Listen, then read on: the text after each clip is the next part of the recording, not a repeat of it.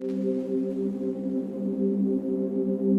कहानी उन लोगों के लिए है जो अपनी ज़िंदगी में खुश और संतुष्ट नहीं हैं और ख़ुद को काफ़ी कमज़ोर समझते हैं। एक बार की बात है, एक कौवा अपनी ज़िंदगी से बहुत ज़्यादा परेशान हो चुका था।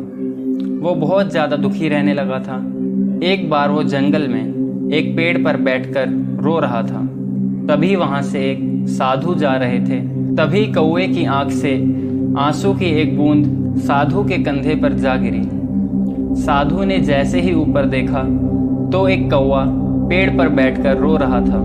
उन्होंने कौवे से पूछा, क्या हुआ तुम्हें? आखिर तुम रो क्यों रहे हो? कौवे ने कहा, मैं अपने जीवन से परेशान हो चुका हूँ। रोऊं नहीं तो क्या करूँ? तुम अपने जीवन से परेशान क्यों हो? कौवे ने कहा, मुझे कोई पसंद नहीं करता।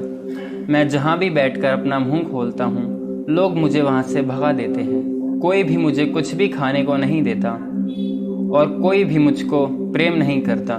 सब मुझसे नफरत करते हैं। ये क्या बनाया है भगवान ने मुझे? कौवे की ये बात सुनकर साधु को उस कौवे पर दया आ जाती है। वो उस कौवे से कहते हैं, बताओ क्या बनना चाहते हो अगर दोबारा मौका मिले? मैं अपने मंत्रों से तुम्हें कुछ भी बना सकता हूँ।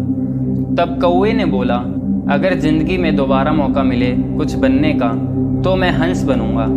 क्या रंग है उसका? तब साधु कहते हैं, ठीक है, मैं तुम्हें हंस बना दूंगा, लेकिन उससे पहले मेरी एक शर्त है। कौवा कहता है, क्या शर्त है आपकी? मुझे बताइए। तब साधु कहते हैं, जाकर एक बार हंस से मिल आओ। कौवा कहता है, ठीक है। कौवा हंस के पास चला जाता है और जाकर कहता है, क्या रंग दिया है भगवान ने तुम्हें? इतना बढ़िया, शांति का प्रतीक। पानी में रहते हो एकदम बढ़िया से। निश्चित ही तुम इस दुनिया के सबसे खुशनसीब पक्षी हो। तब हंस उस कौवे से कहता है, नहीं मेरे दोस्त, मैं अपनी ज़िंदगी से खुश नहीं हूँ। इस दुनिया में कितने सुंदर सुंदर रंग हैं, लेकिन मेरा रंग कितना बेकार है। मुझे लगता है तोता सबसे खुश पक्षी है। उसका रंग हरा है और सभी लोग उसे पालते भी हैं। कौवा बोलता है, इसका मतलब तुम भी खुश नहीं हो? तब हंस कहता है, बिल्कुल भी नहीं। इसके बाद दोनों साधु के पास चले जाते हैं। तब साधु हंस से पूछते हैं, तुम्हारे हिसाब से क्या बढ़िया है? तब वो हंस साधु से कहता है, मुझे तोता बना दीजिए। साधु कहते हैं, पहले तुम तोते से जाकर एक बार मिल आओ। तब हंस और कौवा दोनों एक जंगल में जाकर तोते को ढूंढने लगते हैं। थोड़ी देर बाद उन्हें एक डाली पर तोता बैठा हुआ दिखाई देता है।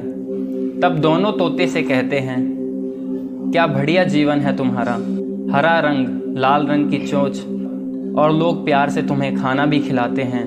तुम तो बहुत खुश रहते होगे। तोते ने कहा, किसने कहा मैं खुश हूँ? कौवे ने कहा, तुम भी खुश नहीं हो? तब तोता कहता है, बिल्कुल भी नहीं। तब कौवा पूछता है, ऐसा क्यों भाई, तुम खुश क्यों नहीं हो?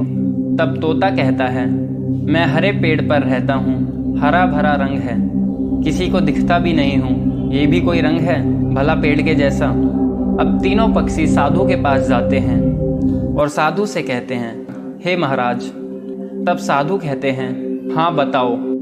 तब तोता कहता है, एक मौका दे दो, हम तीनों को मोर बना दो। क्या रंग है उसका और नेशनल बर्ड है?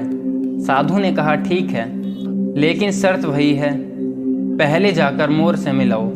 अब तीनों पक्षी जंगल की ओर जाते हैं और जंगल में मोर के पास जाकर कहते हैं, क्या जिंदगी दी है भगवान ने तुम्हें। जब तुम्हारे पर खुलते हैं, तुम नाचते हो, तब लोग बारिश का इंतजार करते हैं और तुम्हारी बढ़िया बढ़िया तस्वीर लेते हैं। तुम्हें पढ़ाया जाता है क्लासेस में, तुम नेशनल बर्ड हो।